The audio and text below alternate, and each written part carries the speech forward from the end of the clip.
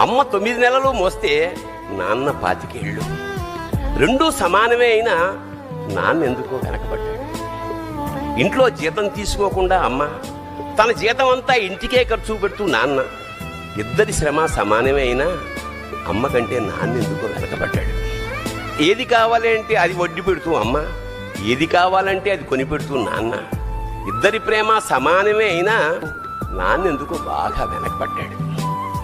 ఫోన్లోనూ అమ్మ పేరే, దెబ్బ తగిలినప్పుడు అమ్మా అని పిలవడే, అవసరం వచ్చినప్పుడు తప్ప మిగతా అప్పుడు గుర్తురానందుకు నాన్న ఎప్పుడైనా బాధపడ్డా?